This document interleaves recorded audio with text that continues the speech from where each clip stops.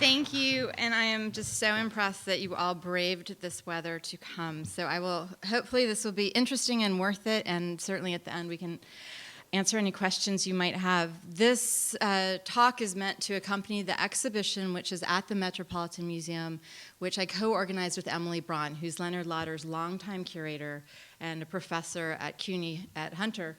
And she has worked with Mr. Lauder for over 30 years, and so has been a really instrumental part in building his collection. The works are in view through February 16th. It's a promise gift, and people always say or ask me, what does that mean? And I say that means that he promises to one day give it to the Met. But for now, it will be on view only through the middle of February, and then it won't be on view. So it's really a limited time opportunity left to see it. So the collection itself is based on four artists who were drawn to Paris in the early years of the 20th century. This was the place that if you were interested in being a visual artist, in dancing, in music, in writing, this was the place that you wanted to be. And here's a view of, you can see Notre Dame Cathedral from around 1905. Among the people who were drawn to Paris were Pablo Picasso and Georges Braque, who together founded what we consider to be Cubism, as well as two others, Juan Gris and Fernand Léger. Now, these four artists were what the dealer Daniel Henry Conviller, who was sort of the historic dealer of Cubism, he referred to them as the pathfinding Cubists. There are plenty of other artists, even at this time, who began to work in a Cubist style. But Conviller, who happened to represent these four gentlemen, believed that they were the pathfinding Cubists. And we'll talk about that and how it relates to Mr. Lauder's collecting. As I said, Paris was the place to go. It was a modern city. Of course, all of Haussmann's transformations were over, but the city had been ripped up again. This is a postcard made of a photograph from 1906, and you can see the subways being constructed. It was a moment where life could go very quickly for the first time. People were just zipping through the city and seeing everything go by very quickly. People were also seeing from different perspectives, from above. This is that moment when airplanes were becoming increasingly popular, and there were airplane races around Paris, and people were beginning to take photographs and make works of art, aerial views looking down. It was a moment when people were challenging everything that had been considered objectively true. So not only what something looked like, say, a view of Notre Dame Cathedral traditionally would be a frontal view, but now, of course, from an airplane, it would look entirely different, and both were valid, both were objectively real. People were challenging dreams. You have Freud's analysis of dreams. You have Einstein's theories of relativities. It was a time when everything was up to be questioned. And these young artists who were in their early 20s certainly questioned traditional ways of creating art. And they were supported in this by a dealer who was just as young as they were. Daniel Henry Conviller was in his early 20s when he decided he didn't want to go into his family's banking mini empire, if you will. Instead, he really wanted to open a gallery in Paris. And so his uncles lent him money, and he rented a former tailor shop, a tiny little shop in the shadows of the Madeleine. And there he opened his first gallery, the Gallery Conviller. His family knew it would fail. There was no question. They would let him indulge himself for a year, and he would come back. But the gallery was a success. And one of the exhibitions he had early on in 1908 was devoted to the work of the young artist Georges Braque.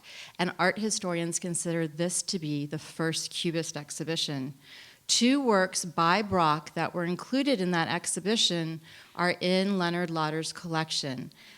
So here you see on the left the terrace at the Hotel Mistral from 1907. It's amazing how these are really good images, actually. They get transformed here. And then Georges Braque's Trees at L'Estaque from the summer of 1908. And both of these were in the exhibition. The work on the left, he painted in L'Estaque, well, both of them in L'Estaque, which is right now a suburb of Marseille, but back then it was a little fishing village adjacent to the larger industrial city. And it was a city that the artist Paul Cézanne had been to, and I know you've probably seen the marvelous Cézanne show at the Met. If you haven't, you must come. It's really quite great. So Cézanne had died in 1906, And there were retrospectives of his work in Paris in 1907. People were really beginning, artists in particular, to talk about Cézanne's work. So in the summer of 1907, Braque went to L'Estaque and painted the picture on the left, where he stood with his back to the port. So just imagine that's where the fishing boats are. And he's facing a retaining wall with a garden above it and of trees, like a little park. And then you can see buildings, and in the distance, you can see some of the mountains. He, before this period, had been painting in what's known as a Fove style. So very bright, very, very vivid colors. And while this is still a colorful picture, he's beginning to temper that palette with the more muted colors, more typical of what he considered to have been created or used by Cézanne. And then the next summer, in 1908, he returned to L'Estaque and he painted that picture you see in the middle. This is the kind of picture that he submitted to the annual exhibition in Paris, the Salon des Indépendants, a juried show that was juried by his peers. And it just so happened that the head of that jury was his good friend Henri Matisse, who saw pictures like this that Braque submitted and said, "Oh, they seem as if they're made of little cubes," and he rejected them. Now, that's not how Cubism got its name, but that's the idea behind how people perceive these pictures, which is not at all how the artist intended. Of course, there are geometric shapes in them. If you look at that painting, what it's representing are two trees that frame a view of very simplified architecture. And Braque has added green sort of oblong shapes that help give us a sense that there's a shallow depth in there, and there are actually mountains in the distance. If you look on the left side of that painting, you see a cylinder, which is not intended to represent a geometric shape, but it's a tree trunk, and behind it is a cube-like shape, which could be a rock or a house. But what Braque was more interested in understanding in this picture were how do three-dimensional forms work in a shallow space. As the space is compressed, what happens to the mass? And he really reaches sort of an apogee of beginning to understand that in this picture from the following summer. So we had 1907, 1908, and this is a work from 1909.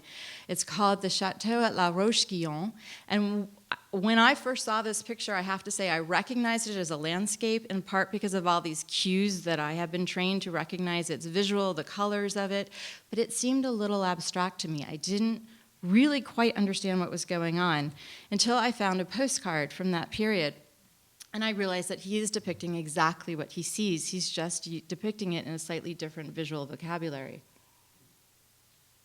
So to give you a little context, La Roche-Guyon is on the Normandy border, so just northwest of Paris. It's on the Seine River, and it has for hundreds of years been an important military site because you can control the river there. So there's a ruined 12th century tower or keep on top of a limestone cliff on which no vegetation grows. And at the base of it is a 17th and 18th century chateau. It's exactly what you see in the photograph, and it's exactly what Braque represents. But what he has done is he's broken down the forms.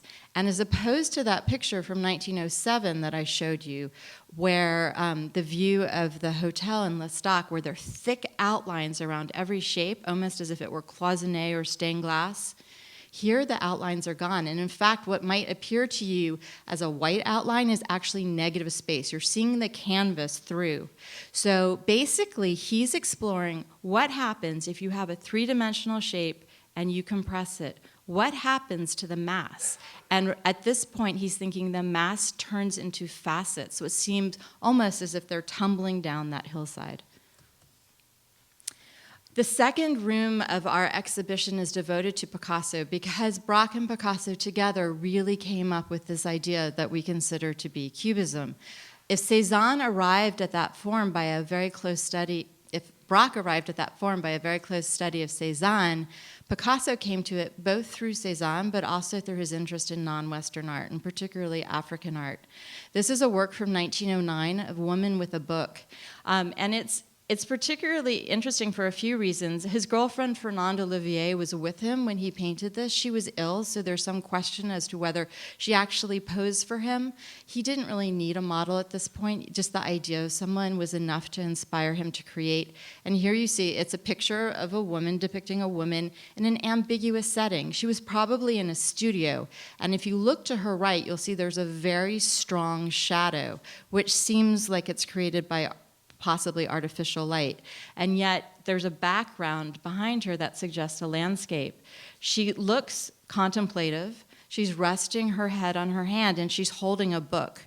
Now, some people have suggested that she is Picasso's riff off of El Greco's painting of Mary Magdalene in the wilderness. We know that during this year in 1909, Picasso made special trips around Spain to see works by El Greco. He was really heavily fascinated and indebted to the old masters, but of course he was simultaneously blowing up some of their methods.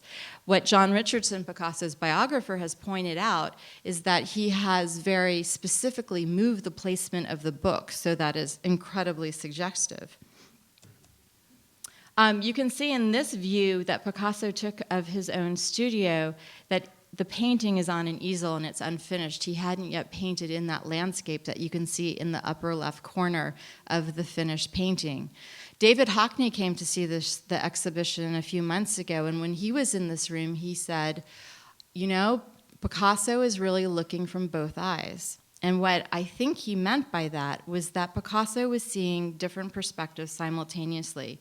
If you look at this painting of Fernand, if you look at it from the lower left, it's almost as if you're looking up into her sternum. But if you look at it, from the lower right, but if you look at it from the lower left, you're seeing a little bit more of her back, as if you're seeing her from a slightly different angle. And of course, Picasso has combined these things into one view.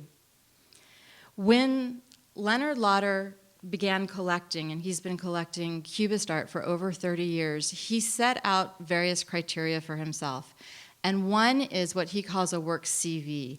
Where has it lived? Has it been in an important exhibition like that first Brock show, 1908 at Conviller's Gallery? Was it in an important collector's house? Who could have seen it? Were artists inspired by it? The history that a work of art has had interests Mr. Lauder as a collector. And so this fairly small work of the oil mill, and what you're seeing is a view, a scene in the Pyrenees. There's an oil mill in the foreground, and you might be able to see horizontally, close to the top, there's a river that cuts all the way across. There's a sailboat in the middle of that river, and there are mountains behind it. This small picture was actually one of the first Cubist works of art to be published in Italy, in La Voce, in a Florentine newspaper in 1911. It's one of the first Cubist works the artist that we think of as the Italian futurists saw, and it instantly, or very soon, altered their style.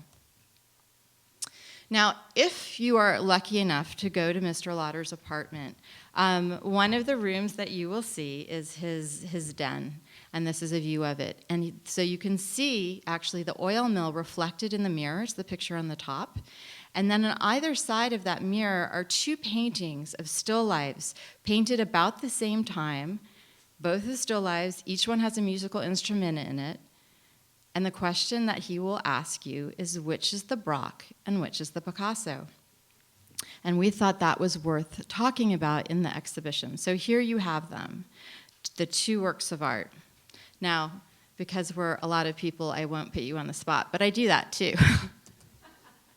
But the work on the left is the Picasso, and the work on the right is the Brock. And although for some people with an untrained eye, they might seem very similar, they're actually quite different. And once you start taking them apart, you'll be able to notice the differences right away.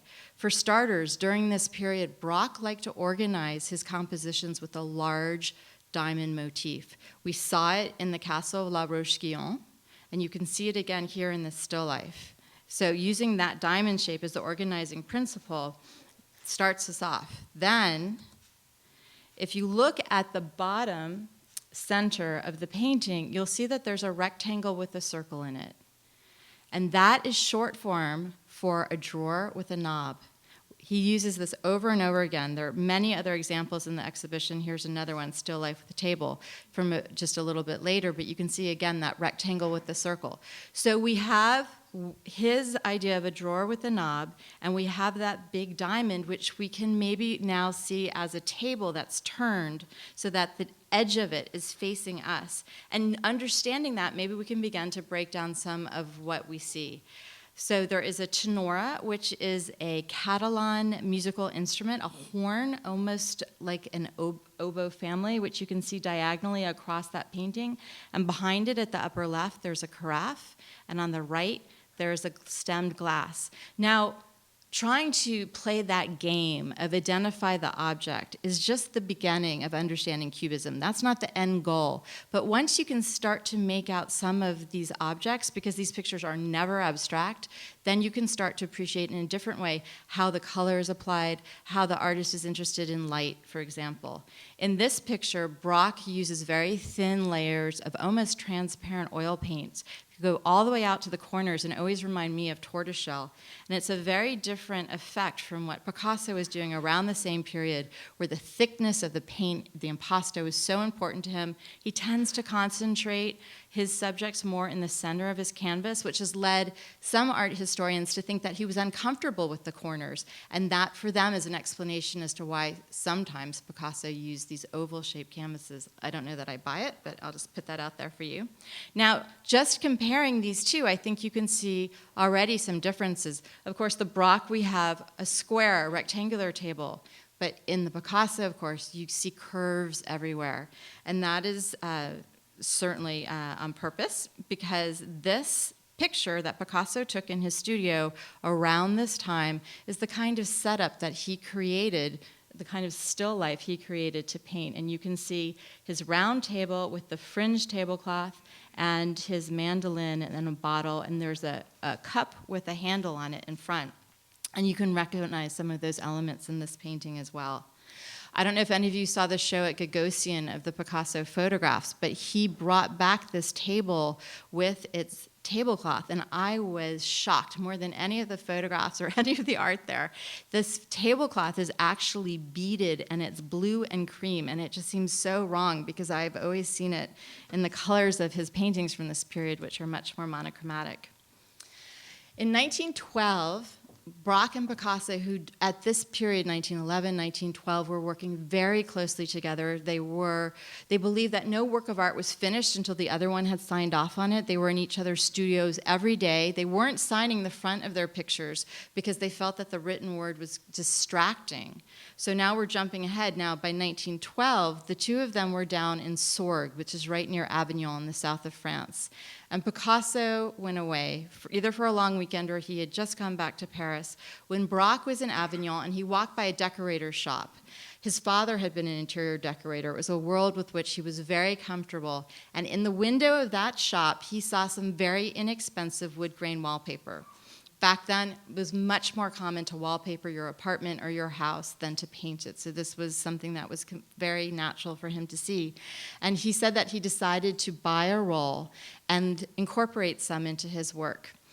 Anne Umland, curator at MoMA, wrote a fascinating essay for the catalog about these early collages, which is perhaps one of the most radical contributions of Cubism. This one, Fruit Dish in Glass from 1912, was identified decades after it was created by Braque as his very first collage. And you can see it's a drawing with pieces of this faux bois wallpaper glued into it. And what it depicts, I've seen this so many times that I feel like I can instantly identify it. And every time I take people through the show, I'll say, well, what do you think you see? And here are some of the answers. A man playing a piano, a camel, a face, and a landscape with rain. So it makes me realize that, you know, the way that I see this is not the way that other people see it. And we'll talk about that in just a minute. This idea of Cubism being an art form in which the viewer is really important. Eric Kandel wrote about what he calls the beholder's share. You finish the work of art in a way. You bring to it your own experiences, and that's an important thing that's certainly worth considering. In this work of art, though, I would say that the addition now of letters was intended by both Braque and then soon Picasso to help the viewer understand a little bit better. So there are letters that we are intended to recognize. In the upper right, you see the word bar. Well, that's telling us our setting. And in the lower left, you see the word ale. And perhaps you can see grapes, sort of the top center of this composition, and down underneath it, a giant mug of foamy beer. So this is a bar scene into which Braque has glued pieces of wallpaper. Now, this work of art seems to have been a finished drawing. After it arrived at the Met, we brought it up to paper conservation, and there is indeed a completely finished drawing underneath. And then Braque added these pieces of wallpaper. Do you see that shape on the bottom? The piece of wallpaper is cut in a rectangle, and he's drawn a circle on it. It is a drawer, right? So it's telling us, it's giving us another clue that this is a table. But one of the reasons collage is so important is that for the first time, something can represent itself, or it can signify a bit of more of information, because it's wood grain, which tells us, the viewer, it's a wooden table. And then you see behind it where there's that wallpaper, and that represents possibly the wood paneling of the room, or even that the room was papered in this very paper. So it gives us a sense of something that can signify itself. It also flattens the composition entirely. The other reason that collage was so radical was that up until this point, a fine work of art, so something on very expensive artist paper, had a limited amount of medium that you could use to it. You could use charcoal, you could use pastel, you could use graphite, watercolor. It was a pretty finite group of choices. And now for the first time, when they're gluing in wallpaper, the floodgates open. So you can now glue in newspaper and matchbook covers and tobacco wrappers, and anything is possible now, and that's traceable to this moment. It's thought, or Anne Umland argues in her essay, that Braque, despite what he said, didn't just make one collage at this moment, he made a group of them. And there's another in Leonard Lauder's collection that probably dates from this time. This is a head of a woman. Everyone who knew Picasso said that he was a thief, that he would look around and see ideas and take them and make them his own. And that's certainly how I see this work, which is on the right. This is Picasso's Head of a Man, probably made a few weeks after he saw what his good friend Braque had been up to in the south of France. And this picture has sort of an animated quality for me, because whenever I see it, I see this man doffing his hat at Braque and saying, very good, and I up you one. Because what he's done here is he's added 3 collage elements, 3 pieces of paper he's glued onto his drawing. You have a piece of newspaper at lower left, which becomes his medium of choice. It's even cheaper than that printed wallpaper. There's a piece of blue paper, which you can see under the man's eye. And then up at the top, there's another piece of paper that looks like it's wood grain, but it's not the wallpaper, it's hand painted. It is, if you will, his footnote to Braque. Juan Gris, one of the 4 artists that Mr. Lauder collects, is probably the least well-known of the 4. He was a Spanish artist who began his career as a caricaturist. He left Spain before he finished or served his military duty, was living in Paris, and through a mutual friend met Picasso, who helped find him a studio at the Bateau Lavoir, and you see a photograph of it here. It was a squalid group of artist studios where Picasso and his girlfriend, Fernande, you see them here with their dogs, lived. And if you are interested in that time period, I highly recommend Fernande's memoir. She talks about it in great deal, the opium orgies, and Gertrude Stein talks about this moment in the autobiography of Alice B. Toklas, where she walks in and finds Picasso and a woman and another man fully clothed and passed out on the floor, and Picasso lifts his head, looks at her, and then puts it back down and passes out again. It was a crazy time. And Picasso found Gris a studio there. You had to sleep in your coat in the winter because glasses of water would freeze. But in the summer, spring, and fall, it was much more pleasant. He painted this work on the left, probably from his studio, looking out to the small place in the middle of, well, right in front of the building where there were 4 trees. In the autobiography of Alice B. Toklas, Gertrude Stein says that Conviller discovered Gris on the way to visit Picasso at the Bateau Lavoir, that it was a warm day and Gris' studio windows were open, and Conviller looked in and asked to meet the artist. And so eventually, Gris was able to stop his work as a caricaturist. Here you can see a drawing of the same scene, but in that other style of his. and began to work full-time as an artist because he was being paid by Conviller. This is one of several drawings that are studies for this final painting. It's what Mr. Lauder refers to as a twofer, because he got two for the price of one. It has a painting on the back. In this case, an unfinished work of art. You can see it's a portrait of a woman. We think it's Germaine Raynal, who was the wife of an art critic, Maurice Raynal. They were both good friends of Picasso. Around 1913, 1914, Gris became fascinated with the evil villain Fantômas. Now, Fantômas was the the anti-hero star of more than 30 novels devoted to his treacherous dealings. He was an assassin par excellence. He was a master of disguise. There were even black and white films created after these novels, and the avant-garde was fascinated. Guillaume Apollinaire was one of the people who actually reviewed these things. And we know that Gris read them every day after working in his studio. There you see a book cover on the left and a clip from one of the silent films on the right. That's Fantômas disguised in black, about to kill the person sitting at that table. I think you can actually get them on Netflix now, so they're worth a look. They're pretty interesting. Gris fascinated. So here's a work. It's mostly a painting with some collage elements called Man at a Cafe. And I think you can see the idea that there's a man here sitting in a cafe. It's a wooden table. He's reading a newspaper. Those teardrop-like shapes that you see are the dowels of the newspaper. Certainly back then, you could read a paper while you were in a cafe. You would just take it off the wall. It was on this wooden rod. You would read it and then put it back when you were done. But this figure you can see, while you see his hat and his shoulders and his shadow, you don't see his face. But what Gris has done is shown us the newspaper he's reading. So it's Le Matin from February of 2014, and he cuts out pretty much what I've tried to show you here. It's an article. It's titled Bertillonnage. Now, Bertillon was the father of forensic science, fingerprinting. And it says, you will no longer be able to forge a work of art. And what this article actually advocates is there to be a creation of a database of artists' fingerprints. So think about this. If there were to be, every artist was fingerprinted, forgeries would be impossible. Now, Gris shows what he thinks of that over here in his painting, but if you look in the light blue area, you can see those fingers, which have absolutely no fingerprints at all. It's worth noting that the latest Fantômas that had come out right before then, for this, had Fantômas actually chopping the hand off of someone he had murdered and making a special glove with the fingerprints that he wore to create more crimes so they would be blamed on this dead person. But sometimes with the newspapers, it's interesting to see what the artist doesn't use, because this is what the full sheet looks like. And you can see that underneath this article, there are 4 fingerprints from Harpigny, Bonnard, and Rodin. So this idea of fingerprints was very much in the air.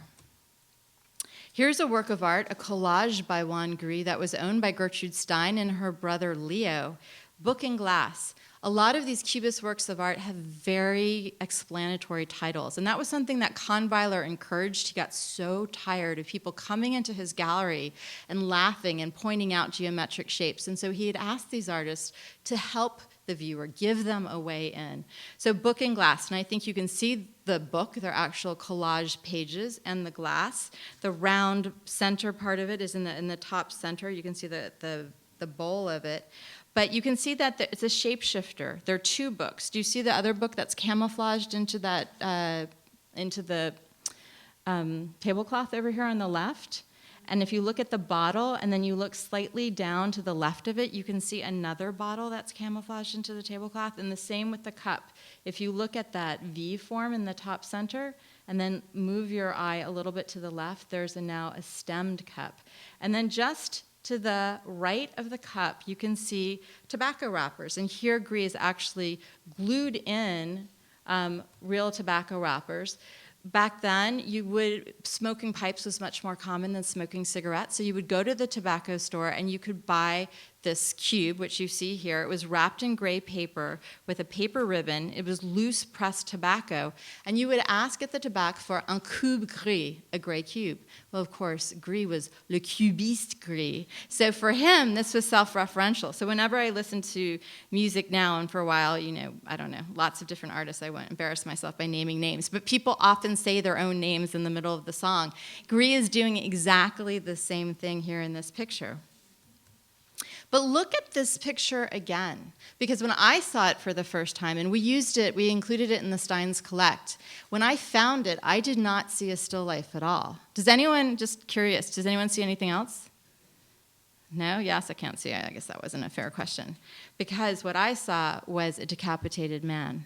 What I saw, if you look at the top where the cup is, I saw a headless collar and sloping shoulders, and where that brown triangle is, it becomes a tie with a tie clip, and that tobacco wrapper becomes a pocket square. And this is very typical of Gris's work. It's not some crazed art historian reading too much into it. He does it over and over and over again. Color re-enters Cubism around 1912, and this is a great example of it. This is a painting called The Scallop Shell. Our future is in the air. And as Mr. Lauder has said repeatedly, so I don't think I'm out of school telling the story, he was auditing a class that Kirk Varnedoe was teaching at the Institute of Fine Arts. It was a class on Cubism, and Mr. Lauder was in the back of the room, and Kirk Varnedoe was saying, there's one picture that bridges analytic cubism with its more monochromatic, fractured forms and the colorful shapes, flat shapes of synthetic cubism, and that is, dun-dun-dun, he hit next slide, and this went on. And Mr. Lauder said all he could think was, oh my God, it's hanging in my living room. And for him, that was a moment to sort of reassess his collection. He had been buying things that he liked and that he found were interesting, and he realized they were important as well, and that if he applied a rigor to himself as a collector, that he could create a very important collection. And he began opening his home to scholars and to classes who wanted to see his works of art. This picture was a very early purchase for him. You see, it's on an oval canvas. It could be because Picasso didn't like corners. I don't think so. Chris Poggi, who is a professor at Penn, has talked about it. It's a still life, right? And what shape are cafe tables often in Paris? They're often round, but we don't see them as circles unless we're hovering above them. We see them with perspective, so they become oval. So it's a still life on a table, and the shape of the canvas actually doubles as the top of the table. And you see at left part of a newspaper masthead, journal, but it's also jouer, to play, because the Cubists, this kind of visual creation was a game, not to say that it wasn't serious, but there was a playfulness to it for them. You see a glass right in the middle of the composition, and then on the far right, you see the advent of bright color. Notre avenir est dans l'air, our future is in the air. This is a fairly realistic interpretation of a pamphlet that was produced by the Michelin Tire Company to promote aviation. And Picasso and Braque loved airplanes. They called each other Wilbur and Orville as nicknames, and they felt that what they were doing had just as much promise. Cubism was a movement that is very much a pre-war movement. There's none of the horror of the war in it. Anything was possible, and it was okay to challenge everything. Not only is he challenging with his subject matter, but he's challenging once again what materials are okay to use, because this bright color is not oil paint. It's enamel, industrial grade enamel paint by the Ripollin Company. And this is a postcard that has long been in Leonard Lauder's collection. And I love it because it let me know that I have always mispronounced this paint. And there's a little limerick underneath. I'm bound to be, let's see if I can read this. I'm bound to be a genius, said little Johnny Green. I've discovered the best paint. Its name is Ripollin. Picasso introduces color in many different ways, through the Ripollin paint, but also through colorful dots. Certainly, he was seeing works by artists like Seurat and Cross and others in Paris at this time. This is a Seurat that is the Circus Sideshow in the Metz collection. Here's a detail of it. And while the dots might remind you of the pointillism of Seurat, Picasso was not at all interested in that kind of scientific color theory that is absolutely integral to understanding what Seurat was doing. This idea that juxtaposed bits of color would combine in the viewer's eye to create a certain kind of vibrancy. If you look at Picasso's painting, he has areas of just one color at a time. So there's something else going on here as well. And I think it's his interest always throughout his life in both high and low cultures, in street cultures. Here you can see Toulouse-Lautrec's lithograph for confetti. It turns out that paper confetti didn't really hit Paris until 1892. There was a holiday back then that no longer exists called Mi-Carême, Mid-Lent. And it sounds sort of obnoxious when I say this, but this is how people wrote about it at the time, that Lent was simply too long if you were French, that it was just impossible to go that entire period without having a break. And so this holiday, Mi-Carême, Mid-Lent, was literally 24 hours right in the middle where everyone cut loose. And the closest analogy I can give you is Mardi Gras down in New Orleans. There were parades, there was confetti, as you can see in this postcard. And the people who celebrated the most and were often arrested the most were the students, identified by their falouche, which is that hat, because they took this carnival and the parade very seriously.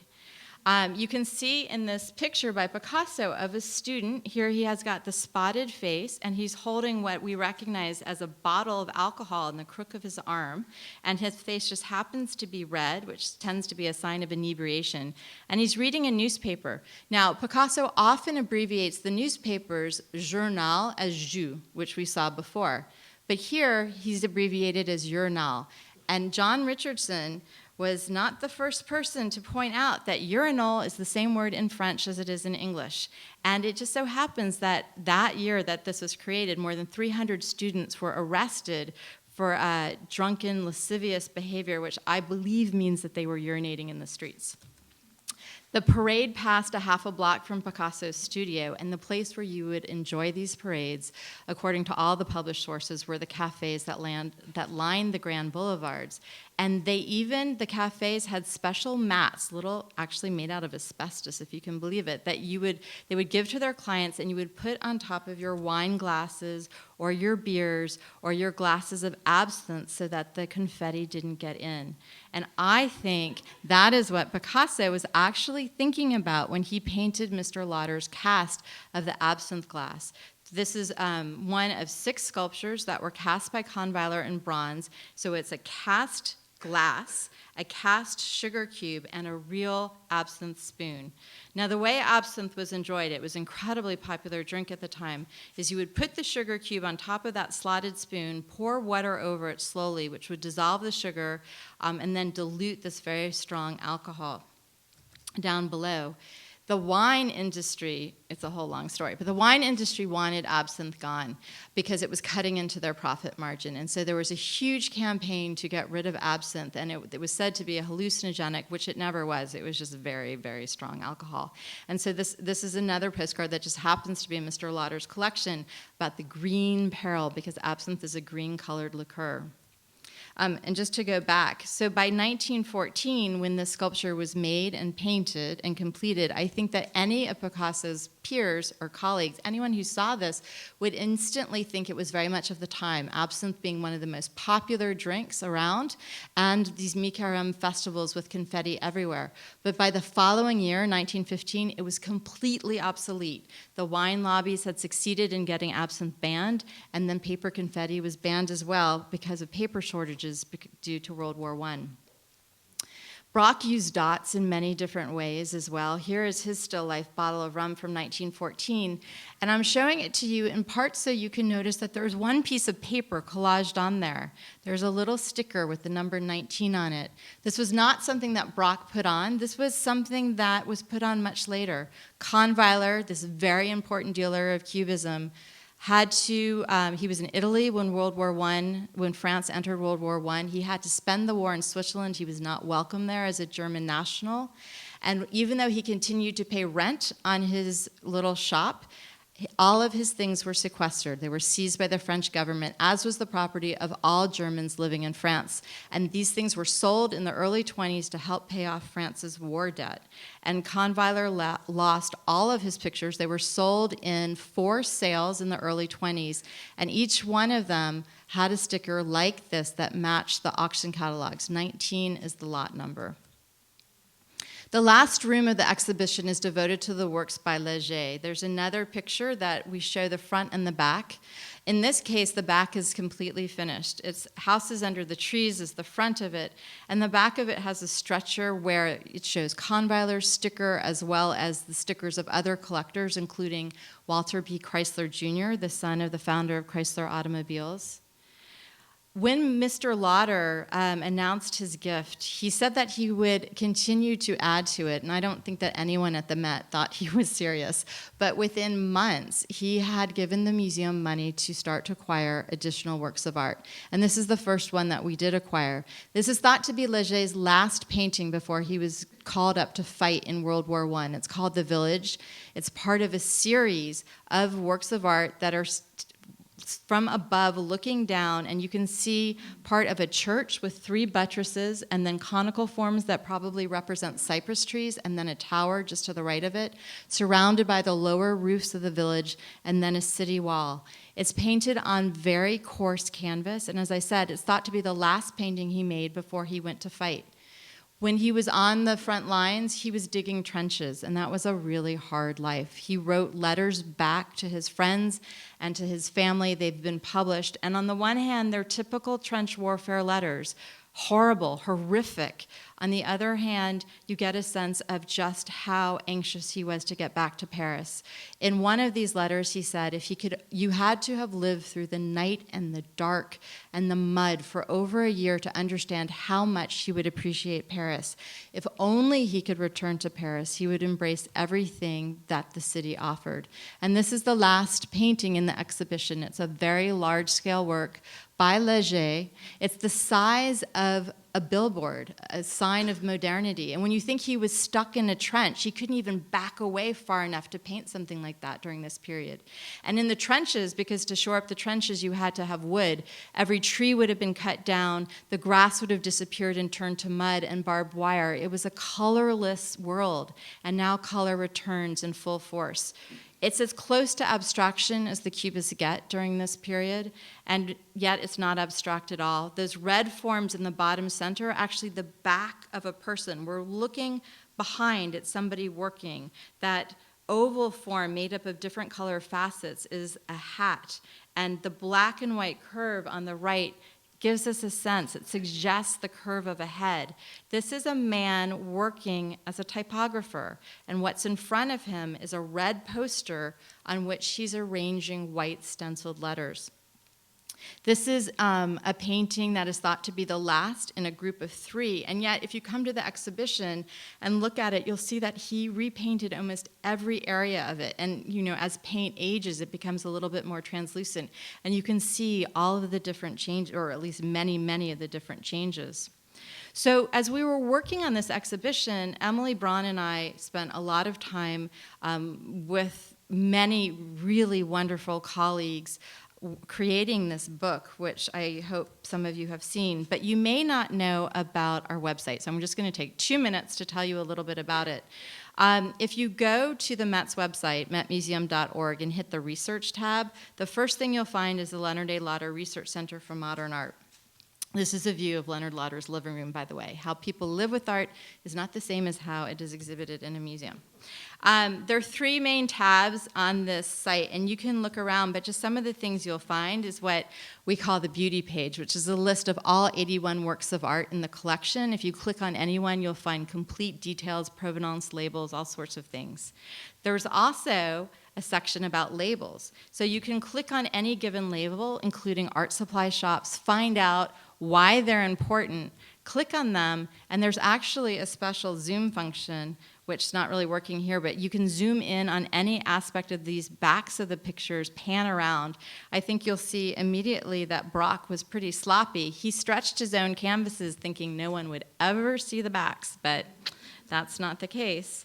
There's also a section called A Closer Look, which we've asked curators and conservators to look at a single work of art and talk about one particular aspect of it. So here, for example, Picasso's picture, a drawing of a man whose very mysterious face initially actually had eyes. You can see that was a find by one of our paper conservators, or this Leger. As we were considering it for acquisition, we wanted to be sure of its authenticity and did a number of tests, including really getting down into the pigment. And here you can see a partial analysis of some of the pigments that he used in his ground layer. And then our most recent edition, this is an index of the historic collectors and dealers of Cubism. We just launched this a few weeks ago, and we'll continue to add to it. And so you click on any one of these people, and you get bios and images, and you get to understand a little bit more about what they own. We want to have the obvious candidates and people who no one else has ever heard of before, so it can really become a resource for all sorts of people. So in a nutshell, that's Cubism, the Leonard A. Lauder collection, and now I'm using an animation I've always wanted. It got cut off. On a different screen, that would have continued February 16th, and it would have shimmered a little bit. So the show is on through February 16th, which is not much longer. So I know this winter has been dismal, but if you get a chance to get back up to the Met, it's a really great opportunity to see these pictures before they go off you. Thank you.